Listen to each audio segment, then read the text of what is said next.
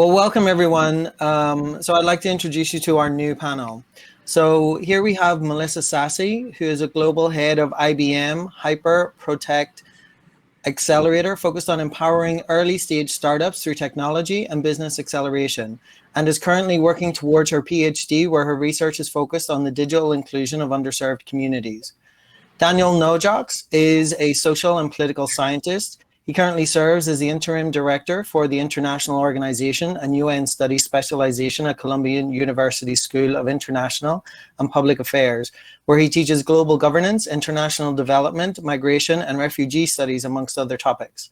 Helene is a leading voice on sustainable finance, digital transformation, and Fintech and the co-founder of GoImpact, a platform to mainstream sustainable finance. She has been actively involved in spearheading and developing the industry recognized and highly rated next generation program for BNP Paribas Wealth Management. So welcome everyone.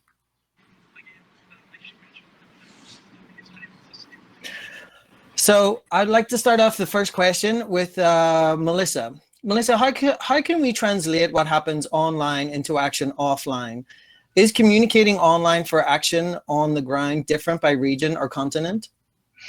You know, I think that there are always nuances when it comes to communicating or collaborating, online versus offline. But I think in reality, there are many similarities. But I think the biggest thing is to show up. Show up. If I look at how I've had an opportunity to, whether it's grow in my career or help to make the world a better place in my capacity, it's almost always just showing up. And I think that sometimes, I find that by just showing up, you have this consistent face and you've got this voice. I'm a bit of a lifelong learner, and so I often put myself into just new and unique, experiences all over the world. Now I'm not traveling as much as I used to, before, but I take part in a lot of events. I volunteer, and I try to give forward as much as I can. But I also know how to stay in my swim lane, meaning recognizing what I'm good at.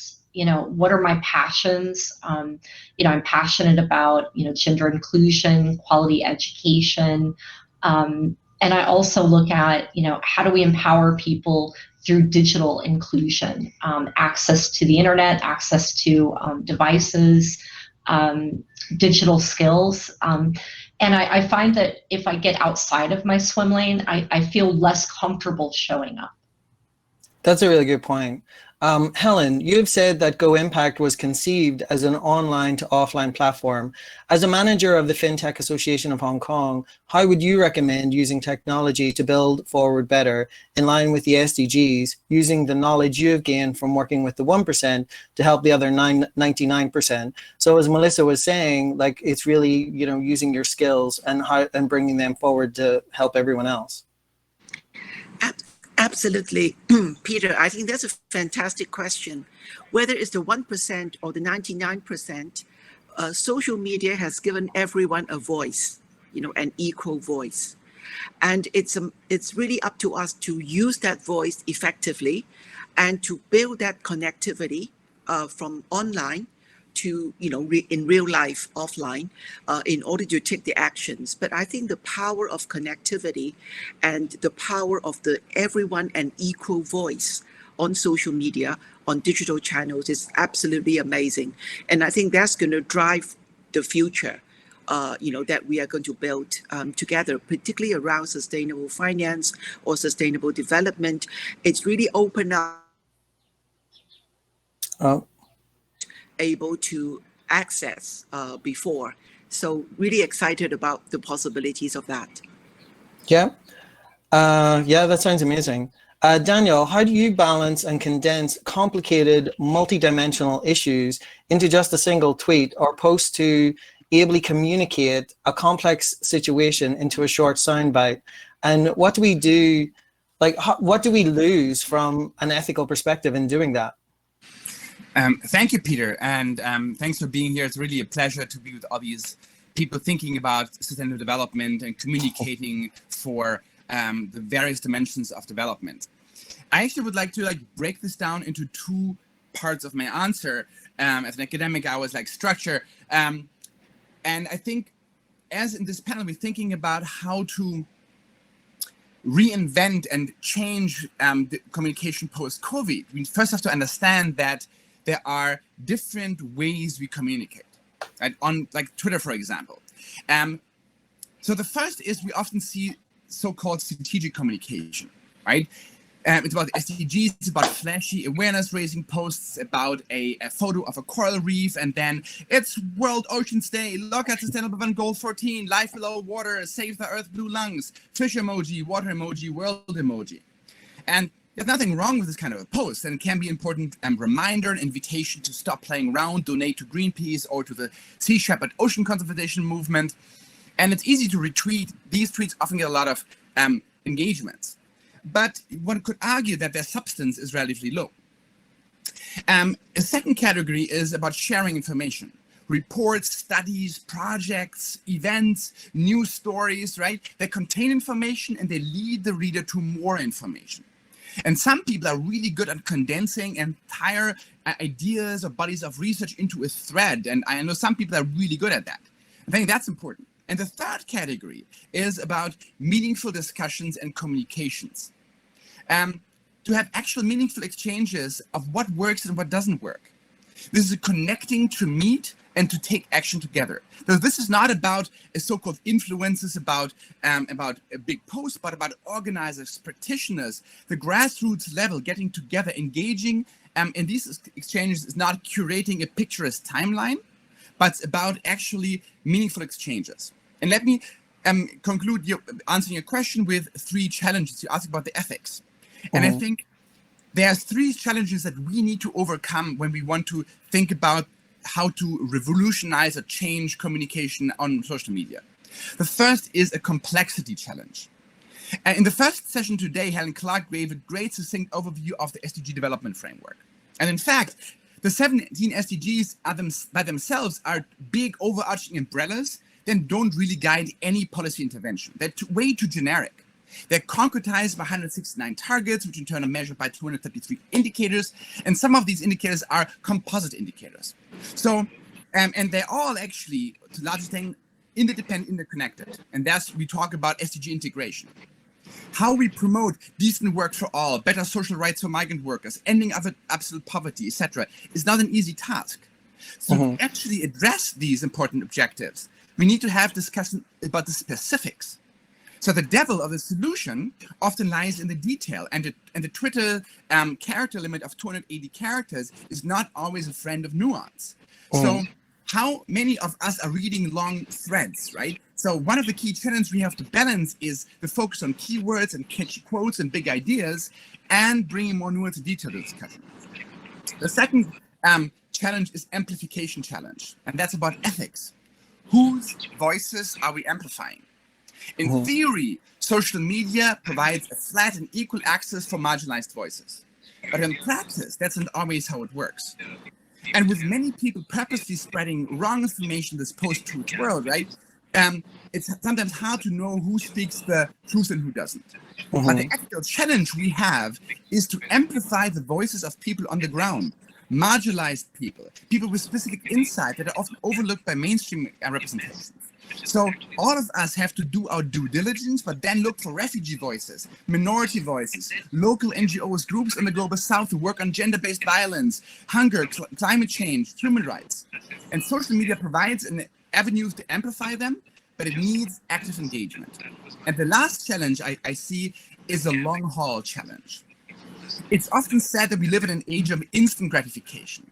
We often want to see a tweet going viral have an effect. But in fact, the real impact on policies, on narratives, on programming takes time. Earlier, Adam Rogers mentioned the time it took for the US to officially recognize Juneteenth as a federal holiday that we celebrate today as one of the days to commemorate the long path towards the end of slavery in this country. As a political scientist, I like to remind everyone that policy change often takes a long time to materialize. It's influenced by how we frame problems, talk about solutions, influence the political system. And this can be done by social media. But we don't always expect sharing a petition to have an immediate effect. It might. But sharing, discussing, contributing to the narratives, nudging others, providing others with information they can use in their advocacy efforts, and calling each other out on being sloppy or biased is important, and it's important to keep doing it. So as you know, the ocean is made of many drops of water, and each of us adding our drops over time, we can make an ocean of a difference. So figuratively speaking, we need to be SDG 14. Thank you. Yeah, no, it's so true, because even in the previous one, we were discussing on how, like Felix was saying about, posts need to be positive and they become more effective. But whenever you're talking about world hunger, it's really hard to make that positive. But you're right, it is important to tell our own stories. Speaking of complicated stories, Melissa, what is your personal story that brought you to help youth have access to computer devices to use the internet in developing countries?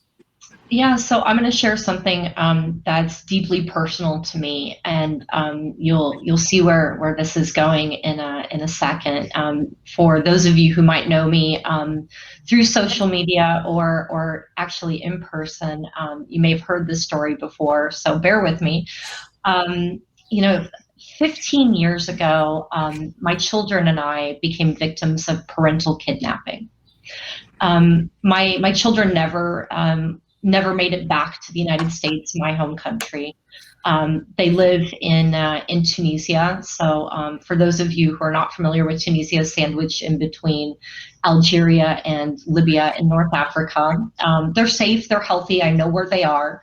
We are in contact and we're very, very close. And how did this fuel my life's work? For the first few years, and it's always been hard. Don't get me wrong. In the first few years, it was exponentially harder than it is now. Because imagine you're a mom and you've got soccer and school and homework and all of the things that make up your life as a mother, and you go from that to an empty house. And I didn't know what to do with myself. I poured myself into my work because I just really didn't know what to do. I'm very thankful that I had, a great, group of friends who frankly slept on my couch for a year and made sure that, I was mentally okay. And in reality, I wasn't. But I didn't know how to talk about it with my friends. I didn't know how to be that vulnerable. Even though they knew I was in pain and I was hurting, I didn't really let them know the extent of it, but they all just knew. And so they all kind of took turns sleeping on my couch, a group of 4 or 5 people, which I welcomed it. And I never, I think they all know they're very thankful, and I'm probably alive today because of them. But what happened is, over time, the first time I went to visit them, after this had happened, 3 years into things, I realized that I needed my own network. I couldn't, it was just the town that they live in is 45 minutes outside of the capital, and in a location where there are no hotels, there's no place to stay. And, it wasn't, and I'm very well traveled. I've been to 55 countries in my life, and at that time I had to go and I had to stay with my ex-husband and his family. And imagine how hard that is. Your kids get kidnapped and you've got to go stay with the family 3 years later. Wow. Hard. And I realized I needed to get my own network. I needed to, speak the language, and I'm good at languages. I speak 5 languages now. But at that time, I, knew a lot of Tunisian Arabic, which is very different than, other dialects of Arabic that are spoken in other parts of, the Middle East and North Africa. And, after coming back from that trip, I thought, how am I going to learn to speak Tunisian Arabic? You don't have classes and books and all of that stuff like you might when it comes to learning how to speak, Fusha, or when you're learning how to speak Egyptian Arabic, for example. So I found some Tunisians. I was living in New York at the time, and I would go into, and one of them happened to be a bartender, and I went into the bar, and I would make him speak to me in Arabic, and I tipped him really well, and so he just spoke to me in Tunisian Arabic. And I'm not, at that time I wasn't great, but I was okay enough to travel and rent an apartment for a period of time to visit my kids. And I realized I needed to have more kind of power, if you will, in the country. Fast forward to about 5 years ago, I was working at Microsoft at the time, and my daughter said to me, Mommy, I'm learning Microsoft. That's her accent. What do you mean learning Microsoft? And I realized she was learning Word in the classroom. Mm-hmm. But she didn't have access to her own device. They had one device, one laptop for all of the kids in the classroom, and a projector. And the kids, would go up and file and open and type and all that stuff. And I thought, I may not have had an opportunity to be the mother that I wanted to be, that I should have been, I could have been, I would have been, whatever. That's neither here nor there. That's my life. And so I thought, I may not have been able to do all that stuff, but you know what? I work at Microsoft. I can get a bunch of laptops to this classroom. And that was what I started out doing, was let me get 30 laptops for this classroom. And fast forward, a year after that, I ended up getting 400 laptops that were provided by both Microsoft and HP, sent them to 20 schools across the country. And I took a few weeks off from work, and I traveled around with some Microsoft student partners, which are kind of student evangelists, if you will. And we traveled around the country teaching kids to code. And we went to the 26 governments, and sometimes we get to this town, and there'd be the National Guard, thankfully not taking us to jail. I have never been in a Tunisian jail, not yet anyway, and hopefully that's not going to change anytime soon or at all. We, sometimes the mayor would show up, sometimes, there'd be a banner and kids were singing, and we realized that this is something that is not just about, changing the lives of these young people who are taking part in our coding camps, but this is something that could impact the entire country, the continent, the region, the world. And I started looking at, what is it that, kind of, and I felt a change in myself. I was able to compartmentalize, my worst tragedy and my worst nightmare into making it into something positive and good. And that was, kind of started out as researching the digital inclusion. What does that mean? What does digital literacy mean? And I ended up taking part in a, Microsoft hackathon. We won first place worldwide out of 4,000 teams. I had an opportunity to pitch to Microsoft CEO Satya Nadella. I ended up creating my own company. It's called MentorNations, and we've now taught tens of thousands of young people to code in 12 countries, all inspired by that day that Zahra said to me. That's amazing. That's amazing. Just even, but all because you wanted to communicate more with your children. Yeah, I'll share one interesting development over the last week. For any of you who follow me on Twitter and caught this, my daughter ran away from home. She's now 19, old enough to choose on her own, but she wanted to finish her studies before coming back to the U.S. because she was kind of late in finishing high school because of coming over, not being as fluent in Arabic, and the school system not necessarily recognizing that she was in X grade, and because her Arabic skills were different than some of the kids in the class, so she's a bit behind, and she ran away from home. She is now in the capital, and I have her in an undisclosed location. I'm not going to tell you all where she is. On Monday, she will be getting her American passport. She wrote a letter, or she wrote an email to the American Embassy on her own. I didn't even review it beforehand. She sent it to me. She went to her appointment at the embassy, and in the next 10 days, after 15 years, my daughter Zahra will be back in the United States and getting ready to go to college. My two other children are still in, in the town. They're safe and they're healthy. We are in contact, but it's both, sad and exciting. Obviously, I want all of them back, but I'm full of emotion. This is the first time in a big event that I've shared, this latest development. She studies computer science. And I'm really excited to see that, this experience has also kind of taken both of our worst nightmares and turned it into our superpower. So now you can see, what fires me up about gender inclusion. It's Zaha and Yona and the opportunities that they could have by being included. You can also see why digital inclusion is, my life's work. At IBM, I've incorporated, which is where I work now, I've incorporated all of these things into my job. And I guess that's a good thing and a bad thing when your passion and your purpose or your job, because now, you don't know what the heck to do with yourself when you're not working, and you're pretty much working all the time. But I look forward to having Zaha back home, and I look forward to having my other two children back home soon. Yeah, congratulations. That's amazing. I mean, and it just shows you about how creating a network online can really lead to action offline. That's really amazing. Yeah. Helen, can I ask you, like you have said that purpose is the new profit. How do you think it is best to effectively target audiences and share knowledge on core issues relating to sustainable development? Oh, that's a huge topic. And I just want to chime in also on Melissa's story, because that's so moving. Thank you, Melissa, for sharing that. Unfortunately, the global pandemic have really widened the two gaps. One is the wealth gap. The rich become richer. The poor becomes poorer. It's also widened the digital divide.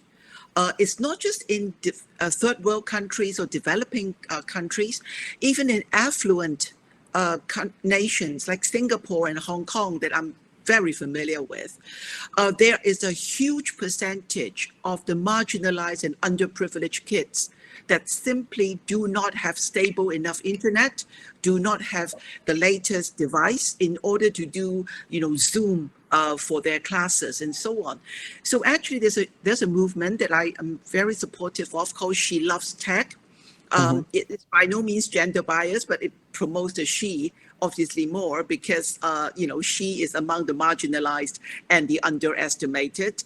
But She Loves Tech actually provides coding, free coding courses, access to the internet upgraded version so people can have it back home if they need to, because now that we are working from home or homeschooling, that has become a huge issue. And also devices. There are lots of second-hand, almost as good as new devices that the 1% may not need, but never mind the 90%. But the rest of the population really would love to lay their hands on it. So even in wealthy nations, that is happening. And unless we can sort out this digital divide and try and do something about the real inclusion, I think that is really has a huge effect in terms of all the 17 Sustainable Development Goals, which, by the way, I find them very interdependent and interrelated. So let me just pause there. Back to you, Peter. Thank you so much, Helen.